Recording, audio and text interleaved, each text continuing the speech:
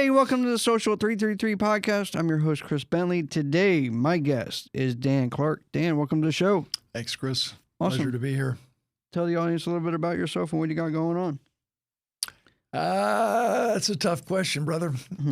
If you have to tell them that you are, then you aren't. So let me just put it in a nutshell. I've been a professional speaker now going on 4 decades. I'm in the Professional Speakers Hall of Fame, New York Times bestselling author of 37 books, primary contributing author to the Chicken Soup for the Soul series. We've sold 400 million copies. I played football for 13 years. I was paralyzed, and the doctors told me I wouldn't get better. As I figured it out, I was asked to speak. So that's kind of my story. And gold record songwriter, I just kind of keep that creative juice flowing and try to change the world one story at a time. That's my story. It's a very interesting story and very in-depth story. And I'm only going to probably scratch the surface. But talk to me about football and the paralysis and the recovery. I just went through a pretty big surgery again. And I know it took a lot of wind out of my sails. Oh, yeah. And for me, I don't know about your experience, but for me, I could, and I still can, I can tell how genuine people are. You know, I don't know, it's just kind of like a trait now that I can just tell if a person's a good person or not. I could tell if they're like if they actually care or they're just pretending like they care. That's so interesting, bro. You know, everybody has a heart, and your heart's different than my heart. And isn't it interesting that, you know, quotes come to mind? I write a lot of quotes. You know, it's the hook that sells the song. So Right. I'm always thinking of ways to consolidate my beliefs. But, you know, sometimes you never know how strong you are until being strong is your only choice. And you just reminded me one thing that we learned, the positive thing that we learned from COVID. I almost died. I was hospitalized, positive COVID for 7.5 days. I was 30 minutes away from being intubated, and that's a death sentence. So I checked myself out of the hospital with pneumonia, figured out a way to, you know, scramble and get better. But what we learned during COVID is something that you just triggered. You know, we were all masked up. And if you pay attention to someone's eyes, you can tell if they're sad. You can tell if they're lonely. You can tell if they're happy. You can tell if they're positive, if they're confident. And in that experience, being in the hospital and with my paralysis, now that you're inviting me back to the PTSD days, no, it's amazing how it changes us to cut through the clutter, all the BS, and really be authentic. You know, everybody thinks, I love to pull my audiences. You know, I've spoken on 6,000 stages in 79 countries to millions of people.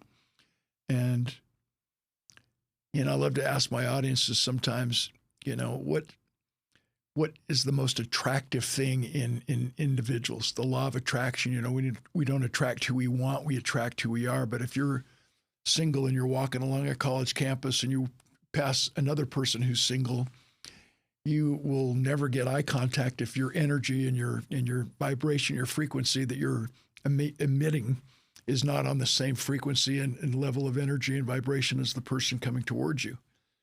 And so we always speculate, the number one thing that attracts us to each other is a smile or a nice body, you know, a tight body, or the hair or the butt or something. And what psychologists tell us through research is the number one thing that attracts us to each other is authenticity. So I'm just bolstering what you've discovered, bro. It's such a cool way to start your podcast, because I immediately thought, okay, I hope you think I'm a good guy.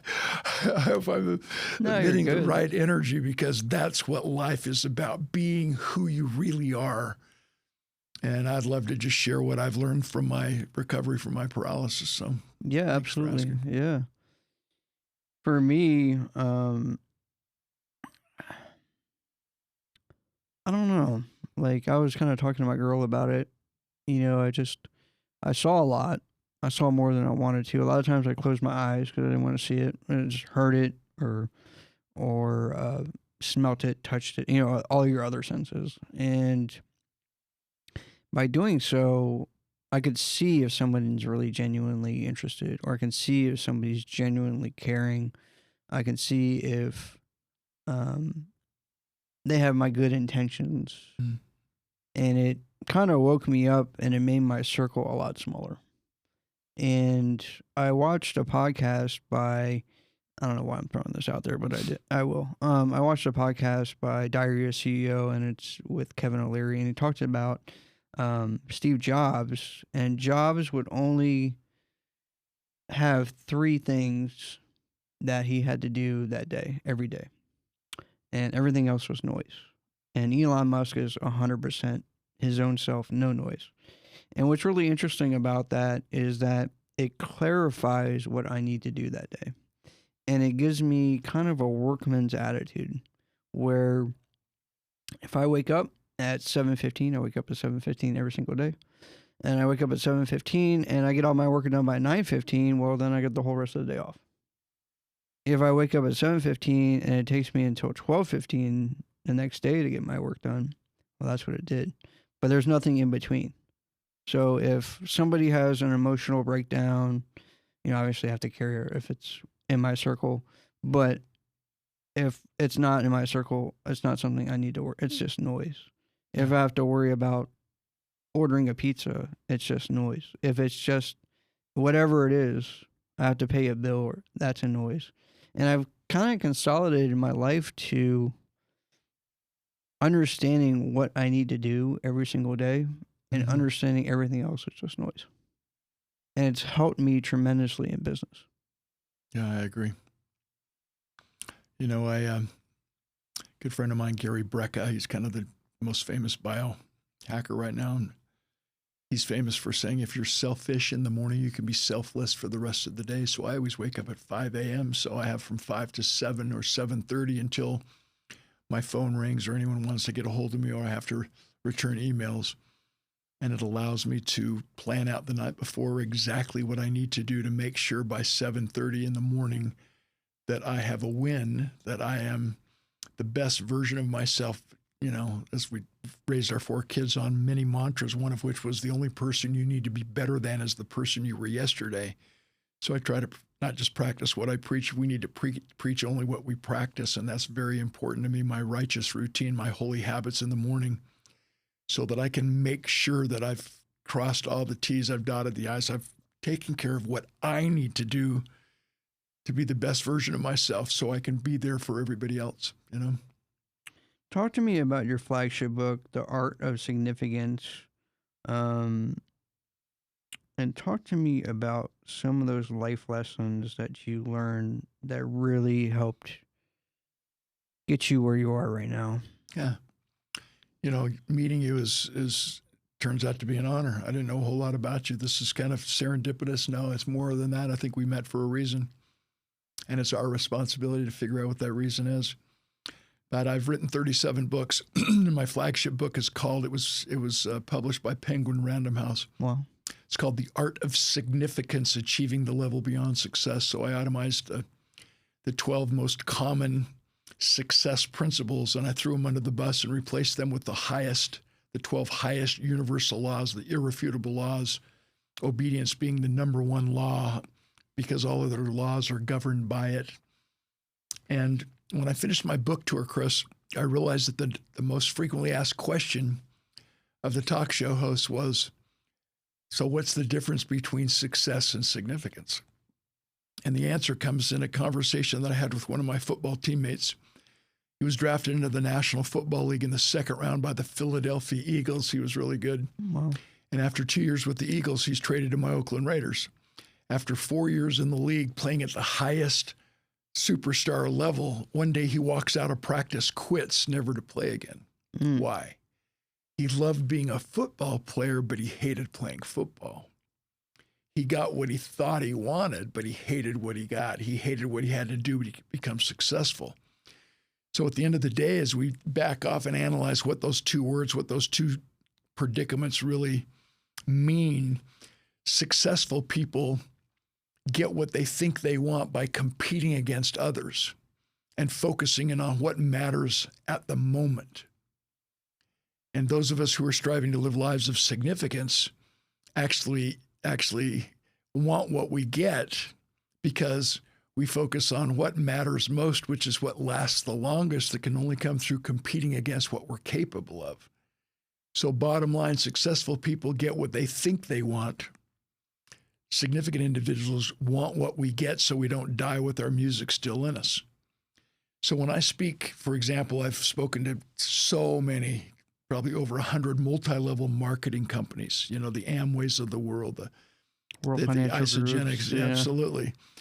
And that message resonates with them so much because so many of them are caught in that 30-year cycle. I'm going to work for the same company and I'm going to get a gold watch and my retirement sucks. When the multi-level marketing world gives them an opportunity to live that life unlimited, make some more money, make it enough to at least buy a new car or take their family on a vacation. And the reality is that they don't like what they're getting. They want something more. And I think that that is the true human spirit. We're hardwired from birth to want to progress, to want to be better today than we were yesterday. And therefore, what Dr. Jim Rohn said is validated in every way. We become the average of the 5 people we associate with the most, which means if you hang around with 5 broke people, you're going to become the 6th. If you hang around with 5 whining, blaming, negative, complaining people, you're going to become the 6th. When you put a hard-to-catch horse in the same field with an easy-to-catch horse, most of the time you end up with 2 hard-to-catch horses. Mm-hmm. And in the human experience, when you put a healthy child in the same room with a sick child, most of the time you end up with 2 sick children. So moral of the story, we must be willing to pay any price and travel any distance to associate with extraordinary human beings, even online in a podcast with Chris Bentley. So when we really take into consideration where our life is taking us, what life we are living, instead of just cruising down that negative road or that road of non-fulfillment, why don't we stop? Why don't we take the next exit,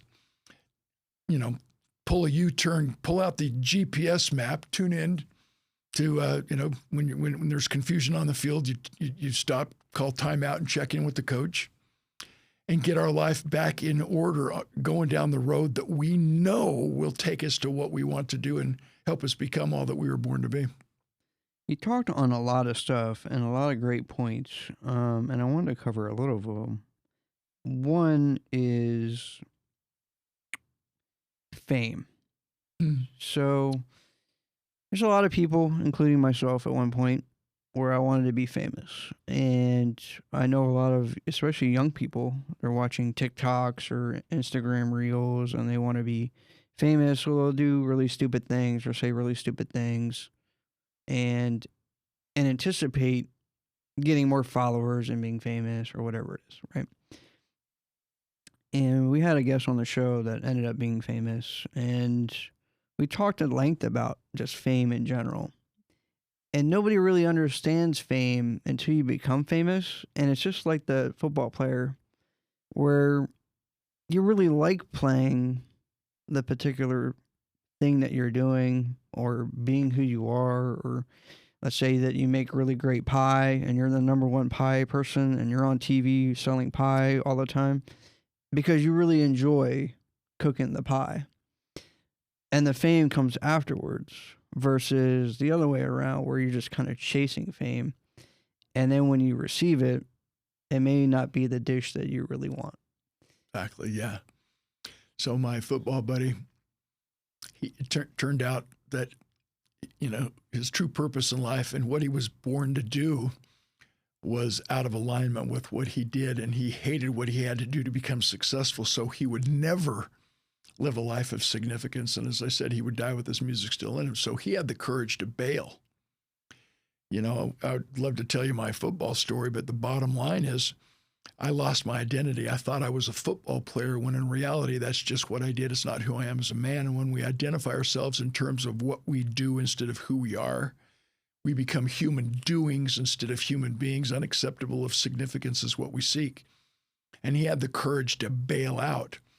And I would never throw my buddies who are playing professional sports under the bus, but the classy guys, the folks, the men that I respect that play professional football, basketball, and baseball, and I have several friends, superstars that you would know.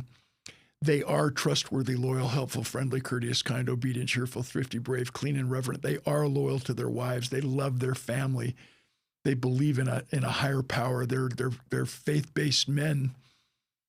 And yet they stand out and few in number because so many professional athletes are complete losers. They are so good on the field, and then they have 9 baby mamas off the field. They just let the fame and fortune get to their heads, get to their bodies.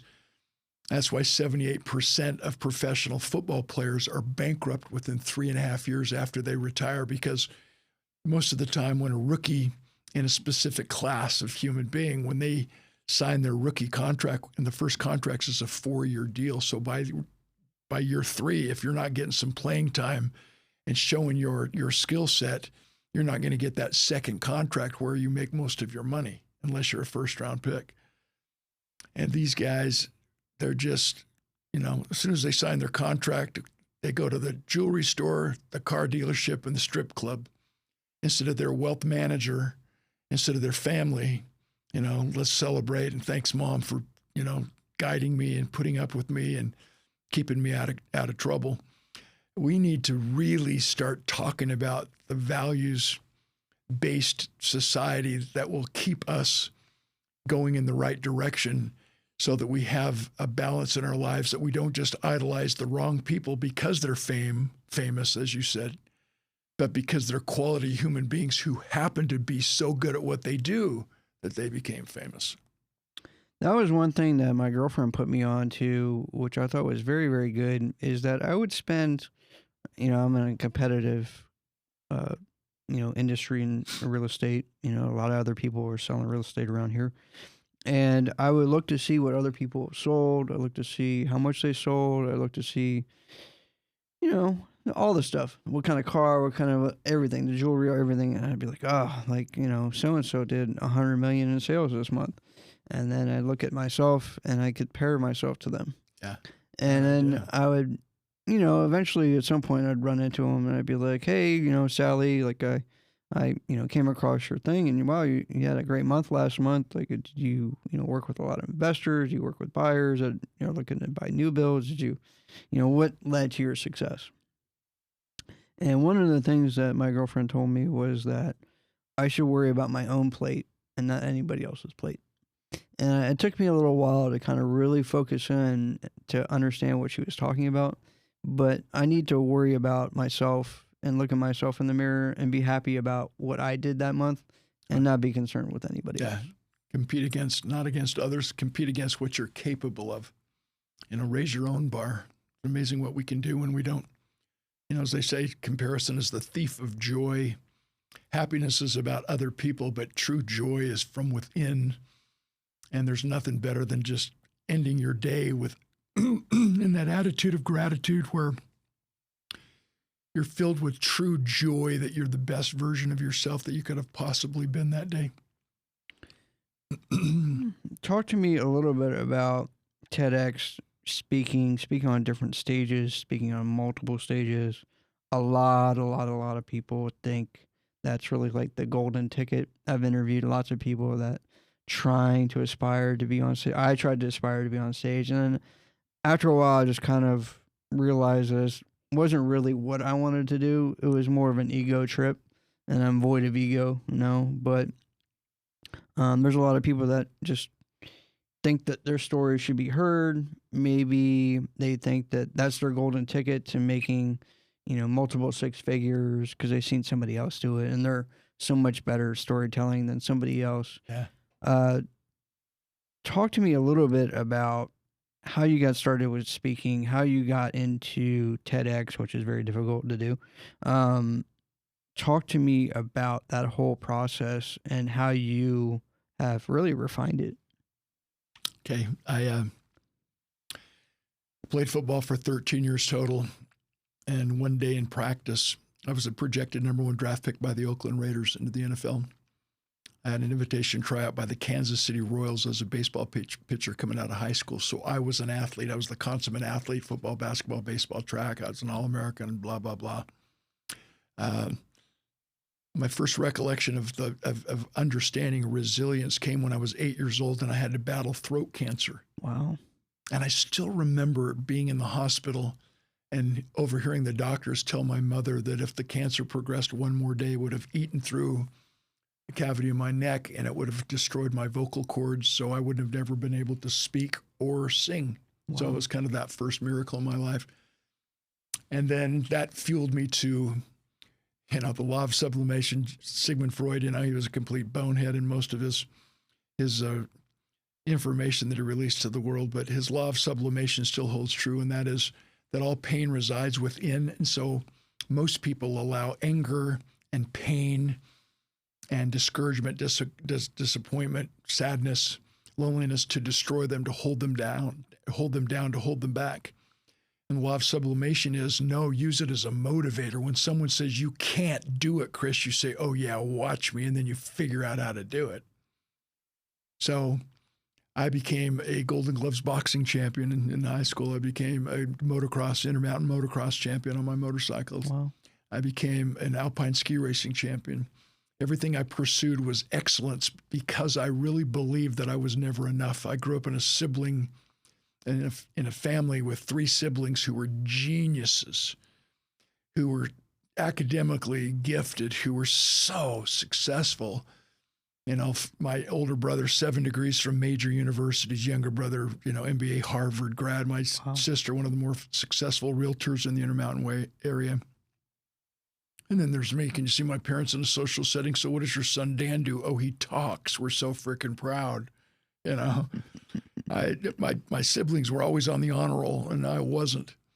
So I was always compared to them. One time I came home with a report card, had 4 Fs and 1 D on it. My dad's response, son, looks to me like you're spending too much time on one subject. Tough family. My mom thought I cheated. Anyway, so I grew up thinking that I only had conditional love, that I was never enough.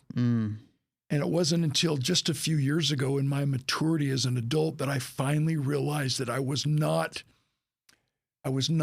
being put down by my parents. I had no right to feel bad or throw them under the bus for giving me conditional love. What I now realize is that they saw in me something that I never saw in myself, so it was potentially motivated.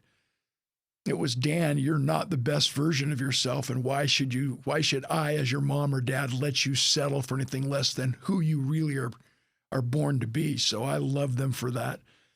But still, having been driven by enough is not enough. I've got to prove myself. I've got to be the best. That's the mentality I took as a scholarship athlete at the University of Utah, where I majored in sports psychology, which paid off. I was on my way to law school, and then I was paralyzed. So first day of practice, Chris, coach blew a whistle, and another player and I ran full speed into each other in a violent head-on collision, smashing my right shoulder into the cutting edge of my fiberglass pads, and we slammed to the ground. And when Lyle got off of me, I'd compressed my 7th cervical vertebrae. I had severed the axillary nerve in my right deltoid muscle, and I'd suffered a grade level 2 concussion, which is the worst kind of concussion, which meant that night I shook like a leaf and I cried myself to sleep, throat threw up all over the place. Ooh. My eye drooped. I had loss of speech. I couldn't talk anymore. My right side stayed paralyzed and my arm dangled helplessly at my side. My eye and my speech came back momentarily, but my right side stayed paralyzed, arm dangled at my side, leaving me paralyzed for 14 months. Wow. And here's the kicker. I went to 16 doctors. You have that invincible attitude, or you can't play at the highest level. I am invincible. Bring it on. I can do it. I went to 16 doctors, 15 of whom told me I would never get any better. I would not recover. Wow. We ought to pause and ask your listeners, your viewers, have you ever heard that? And what happens if you believe it? Mm-hmm. You never get any better. And my life spiraled downward until I hit what I thought was rock bottom. And now that I've fought my way back to a 95% recovery, the 3 most frequently asked questions would be very important information that I could disseminate for your listeners. Question number 1, why did I say I thought I hit rock bottom? And if you remember nothing else I say, Chris, if your viewers, if your listeners remember nothing else from this podcast, please remember, no matter how hard life gets, no matter how tough times seem to be, nobody ever hits rock bottom. We hit rock foundation. We hit rock belief. We hit the baseline core values and governing principles on which we were raised. The second most frequently asked question is, why did I keep going to so many different doctors? I kept going from doctor to doctor until I found one who believed I would get better. Let me interrupt with a couple of quotes.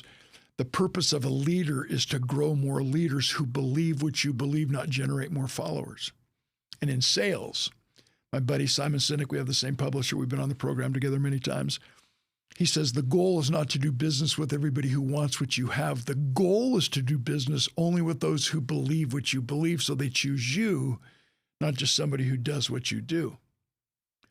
So it's critically important that we figure out what we have to do to become the best version of ourselves so people choose us, not just somebody who does what we do. That brings us to the realization that knowledge is power, but it has no heart. We don't learn to know, we learn to do. All the information in the world isn't going to make a person successful. It's like the guy who has 3 PhDs, one in philosophy, one in psychology, one in sociology, doesn't have a job, but at least he can explain why. So moral to the story, reason leads to conclusions, but it is emotion that leads to action. That's worth repeating. Reason leads to conclusions, but it is emotion that leads to action, which brings me to the third most frequently asked question that allows us to really illuminate how I got better. I don't want anyone to ever believe that it was a rah-rah, come on, Clark, cowboy up, be a big boy, don't cry. It was not a rah-rah motivational, recovery situation. That's not the formula. It's based in neuroscience, biology, which means anybody who's down, anybody who has suicidal ideologies, anybody who's going through the loss of a loved one, the loss of a job, devastating divorce, whatever the case may be, we have to look at it as an injury. PTSD became famous when the warriors, the fearless warriors, were coming back from the war. And that was illuminated. But every person has some form, some experience with PTSD. The new science now, Chris, is that you drop the D. It's not a disorder. It's not a syndrome. It's PTS, post-traumatic stress. And the new science says you don't look at it as an overwhelming dilemma, a predicament that we can't survive. The definition of PTS is you cannot stop remembering. We get it. But what we have to do is look at it as an injury. Because when our mindset looks at some predicament in life, some social, emotionally distorting condition, hungry, angry, lonely, tired, or sad, one of the major causes of depression. When we understand what is causing that and we look at it as an injury, what happens when we look at things as an injury? We believe that we can recover from the injury. Little surgery, lots of rehab. And here's what I've discovered. I've broken my neck. I've broken my back, my nose, my jaw. I've had my head sewn up 11 times. I've had 2 hernias. That's very funny. I've had 2 hernias, had 7 knee operations, blown out my knee. I've blown out my ankles, broke my ankle, snapped my patella tendon in my knee, snapped my Achilles tendon. I'm a hot mess, Chris. But here's what I've learned that's that really brings our conversation to every single person listening. Regardless of how many times you get injured, when you go through the proper steps of rehab, the part of your body that was injured becomes stronger than it was before you injured it, which also applies to our attitude and to our heart. We have to believe that we can get better if we go through the proper steps. And in the world of a champion athlete, what we have to understand when it comes to mental health issues, which I call emotional prosperity, don't beat ourselves up that I have a mental health challenge. No. What we have to do is focus in on what we have to do to understand the steps of resilience to create a culture of emotional prosperity with the reality that when you're a champion athlete, you go into a weight room with the mindset to go in there and create discomfort on purpose. You go into a weight room and on purpose, you put more weight on the bar than you had on yesterday. You spend 1 more minute on the pre-core or the elliptical than you did yesterday.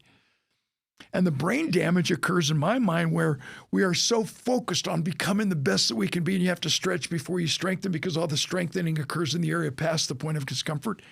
And then we walk out of the gym and we want absolutely princess parking in every mall, a sale in every store, 90-degree weather, a little breeze blowing over our shoulder. And that's not reality. And when we wake up saying, I don't want to have any challenges, I don't want my life to have it, I don't want any sadness, I don't want to experience any pain, you're setting yourself up for failure, because if you're not failing a few times, it means you're not pushing yourself hard enough. And why would I want to hang out with you if you don't want to be the best version of yourself, not competing against me, but competing against you? And together we rise. Which brings up the third question. What took me so long to recover? What took me so long to pivot? What takes anyone so long to change and become better today than they were yesterday? I was asking the wrong questions. Ask yourself, ladies and gentlemen, are you? You see, I stayed paralyzed for 14 months because I was asking the doctors how to get better when I should have been asking myself why. And once we answer why, figuring out the how-to becomes clear and simple, not easy. The hard is what makes it great, clear and simple. And as I said, so that you understand that this wasn't a rah-rah, come on, Clark, cowboy up recovery. It's based in neuroscience.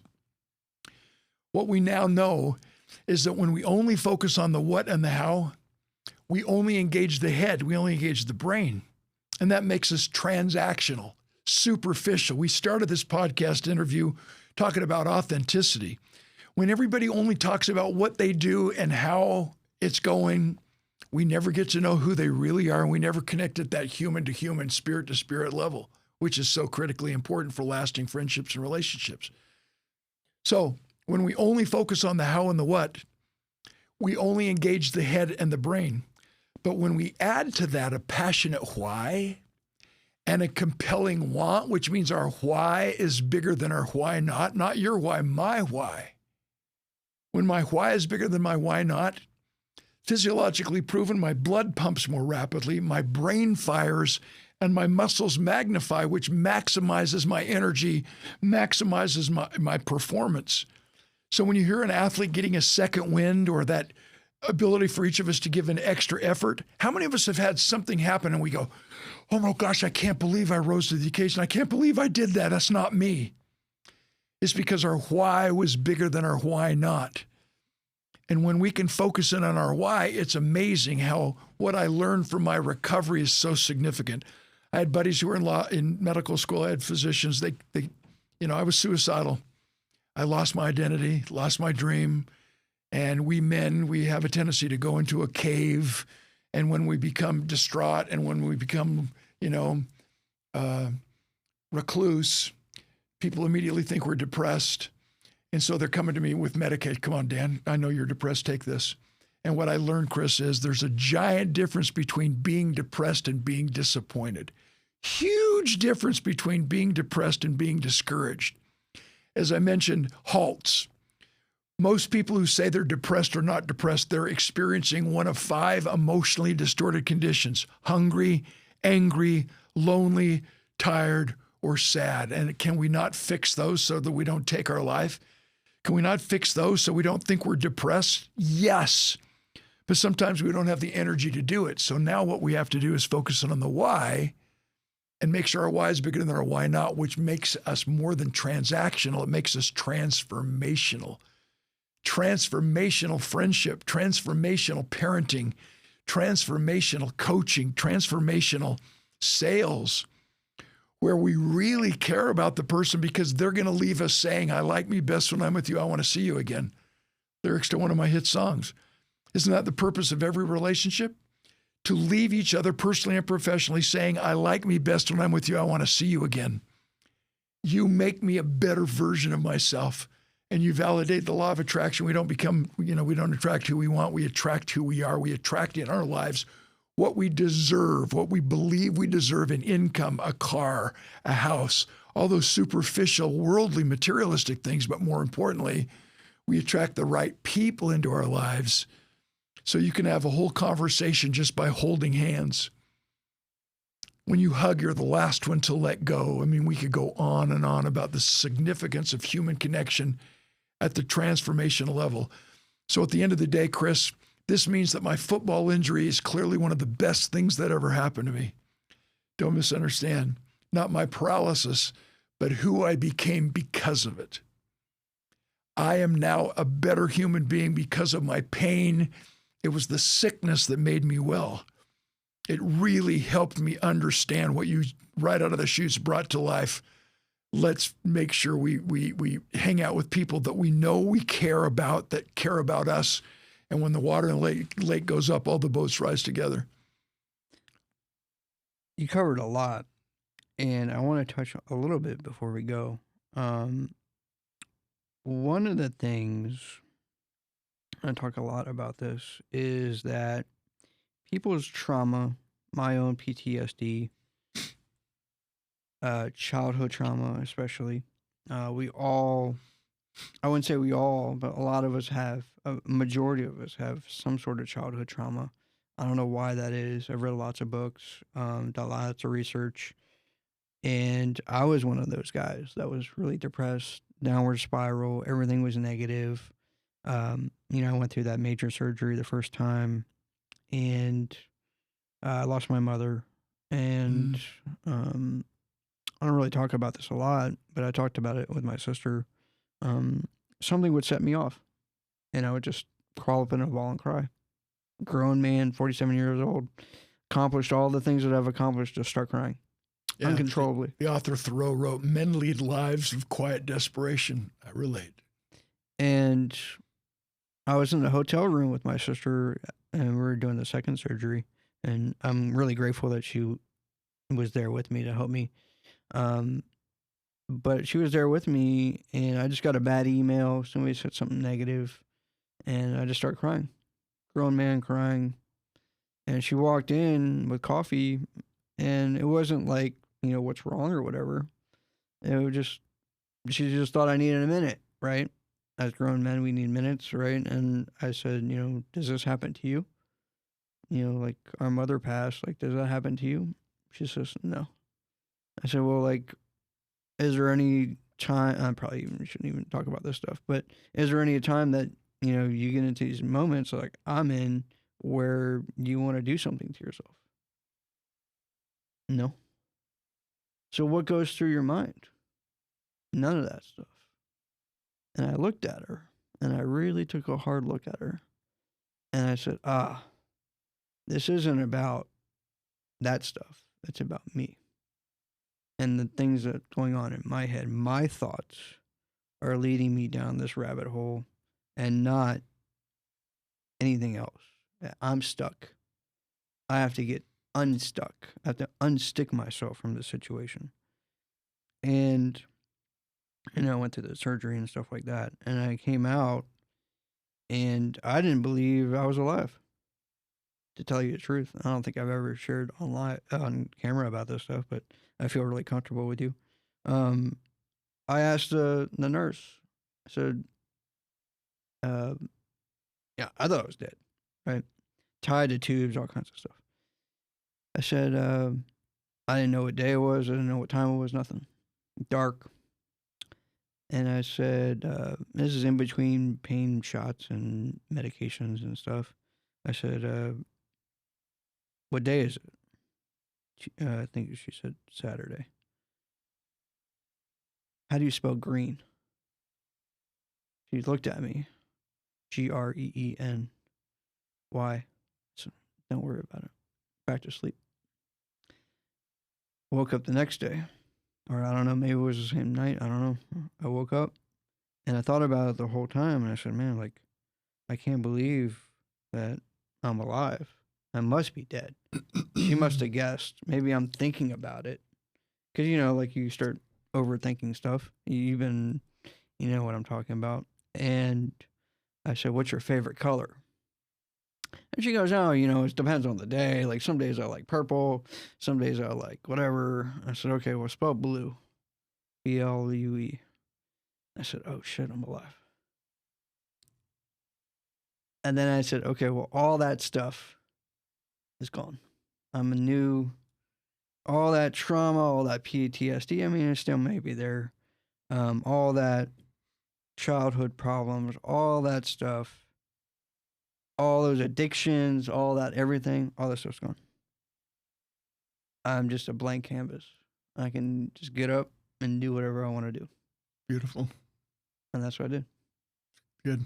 That's what you got to do. I think it would be important for us to talk just briefly before we hang up the show and maybe reschedule another one. It's great to talk to you. Yeah, But, you too. I've had a chance to soar to the edge of space. For 5 hours, I sat in the sounds of silence, looking at the breathtaking curvature of the earth and gazing into the endless blackness of the universe, pondering eternity, my place in it. And I realized that when we landed, I realized that everything we can take with us, I had aboard with me on that plane, on that aircraft. Our education, our character, our convictions, what we believe, and our memory. Did our life matter? Did we make a difference, not just a living?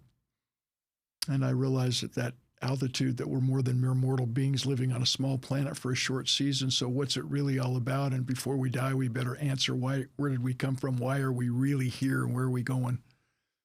And that changed my whole life. That was the incubation, the percolation of this idea of significance when I landed, and I actually was a completely different human being based on that experience. I've had the opportunity to fly all the fighter jets, all the bombers. If you've seen the movie Top Gun Maverick more than 10 times like me, I flew that F-18. Wow. Had a chance to take off and land on aircraft carriers and do everything you saw in the movie and talk about, going supersonic, twice the speed of sound. And, funny experiences. Did I pop my cookies? Yeah, I was upside down so long. I think I'm the only human being who's ever thrown down. In fact, I think I even ejected a box of Milk Duds I'd eaten at a movie when I was 9. So it was a fun experience, but you want to do it again? Yeah. That's cool. And what I learned is that you don't take yourself supersonic. You don't take yourself to the next level with the left brain cognitive psychobabbling neurotechnical side. You take it to the next level. You take yourself to the next level. You heal from the inside out with the right brain, the touchy-feely, relational storytelling, laughing and crying side. And that's why podcasts like yours are so important for us to take ourselves to the next level. Too many people are so into the information and the slides and the graphs and kill people by PowerPoint on stage as a keynote speaker. And I never have any slides. I just give me a handheld microphone, let me connect for 60 minutes, heart to heart, spirit to spirit, belly to belly, and see what happens. So, if anybody, is curious and interested about taking their storytelling or their public speaking to the next level, I'd love for them to just, reach out to me. My book, Speak Like a Pro, is really popular. It's good. I've taught public speaking at the university level for 11 and a half years. And so Wow. I kind of crystallized everything that I've learned in my 4-decade-long Hall of Fame career, named one of the top 10 motivational speakers in the world a couple of times. And so it's important for us to understand the significance of public speaking. And I'm sure a lot of your listeners have heard in their lives that the number one fear of people is the fear of speaking in public. And I disagree. It's not true. The number one fear of people is not speaking well in public. So when you're prepared, you shall not fear, and I can help you prepare. Something that ties into how we started this conversation, Chris, in my public speaking courses and in my public speaking classes at the university, I would remind my students of a couple of things. The goal is to seek to bless, not impress. It's never about you. It's always about someone else. It's always about the other person in your conversation. It's always about listening and being empathetic and compassionate, like we talk about. So I remind people, if you're nervous before you speak, it means you think it's about you. But if you're excited before you speak, you know it's about you, and you're going to make a difference. And those people are going to leave different than they were when they found you or when you found them. And the last thing I really want to talk about is storytelling. My new book coming out. It's available right now on Amazon, but I'm relaunching it on April 7th of next year. It's called Story Selling. How to 5X your value, how to 10X your influence, and how to turn your words into wealth. So the story selling idea is so critically important because facts tell, but stories sell. People don't buy what you sell. They buy what you believe. Mm. People don't buy what you do, they buy why you do it. And what we believe and why we do what we do is always illuminated and expressed in a story. So those who are listening who know what Warren Buffett said is true, that you can increase your value in the marketplace by 50%. You can climb the ladder of leadership, the leadership ladder, so much faster and accelerate by 50% if you simply just become a better public speaker and a master storyteller. So the last quote I wanted to leave your folks with is that as you become successful, people expect you to share your story and deliver your message at the same level of excellence that created it. So if you're serious about making a difference and you know your story can save someone's marriage, can kickstart someone's entrepreneurial idea, can influence and inspire someone to not take their life, then it's not your story to keep. You have a moral obligation to share that with the world. To your point where people are motivated by an ego, I want a standing ovation, I want to travel, I want people to chant my name, that's the wrong motivation. If you can answer 2 questions, I'm here to help you become a professional speaker and monetize your message. Question number 1, what would you drive 5 hours one way to say to somebody for free? I've given 6,000 speeches in 79 countries, as I shared, and I've never missed a speech. Flights have been canceled. I've had to rent a car. One time I had to drive 7 hours through the Badlands of Nebraska to show up in Rapid City, South Dakota, as the only speaker who showed up in a 3-day conference sponsored by healthcare. Wow. And the reason why I've never missed a speech is not because I'm so noble. I know that there's at least one man and one woman in every one of my audiences. And I know there's at least one man and one woman listening to your podcast today that is hurting as badly as I was when I was paralyzed. And if I can share some wisdom, if I can put a smile on your face, if I can give you that glimmer of hope, hope's way overrated. French philosopher Pascal said, too many live their lives hoping to be happy, but because they only hope, they never really are. That's why we have so many people waiting for somebody to invite them or ask them to the senior prom, and they've never taken the time to learn how to dance. We still have to take action. Faith without works is not faith at all. We still have to really take action. But if something we can say in a speech, something we can write in a book, some handwritten note that we put a stamp on and stick it in the mail and have someone get it in their mailbox 3 days later, if we can do that, we can really solidify our friendships. We can help heal America. We can make this country everything that it has the potential to be. I agree. Dan, we could speak and talk all day. Definitely connect. Dan, if somebody wanted to get in touch with you, learn more about your books, maybe about speaking, anything, where would they find you? My website's called danclark.com. But what I want you to do is just pull out your phone, who's ever listening, and I want you to type in danclark360.com. Dan, DANCLARK 360.com. danclark360.com. And what's going to happen is a screen's going to pop up on your phone, and it's going to give you every way that you would want to keep in touch with me to do whatever. Instagram, Facebook, TikTok, LinkedIn. It just gives you, so it's your choice on your time to keep in touch with me. But on that screen, there's a button that says contact. I want you to push that button that says contact. And now a new screen comes up, and that screen gives you an opportunity to enter your full name and your best email. And at the end of your email, what I want you to do is put Chris Podcast or Bentley Podcast, whatever you want to put. Let's just decide. Let's put 333 Podcast, whatever, Sure. just so I know where we contacted. But then push the button that says send text. So give me your full name and your best email, push send text, and you're going to receive a free gift from me that could be 3 videos on the art of significance, retail value, hundreds of dollars, just as a gift for listening in and tuning in. Or it could be a free download of one of my 37 books, but you'll get a free gift. But I want you to keep in touch with me. And then the most beautiful thing that's coming out for 2026 is I have my own app called Dan Nation. Wow. So you'll see it, mentioned on social media, but please go to danclark360.com and there'll be a button there for Dan Nation. We're going to launch it in about 2 weeks. So coming into the beginning of 2026, I know this podcast is evergreen. We don't know when it's going to officially be released, but yeah, please keep in touch with me because we really do become the average of the 5 people we associate with the most. And I would hope that you'll bring me back again and again. Maybe I could be that reoccurring guest where we could keep talking. I love talking to you. You ask some of the greatest questions I've ever been asked, and I've been on over 500 TV and radio shows, Oprah, Glenn Beck, Jimmy Fallon. So it's an honor to be here. And I didn't know what I was getting myself into, but it's been a very pleasant surprise. You're a great man. Thanks so much, Chris. Dan, I appreciate it. Thank you very much. Appreciate Awesome. you, bro.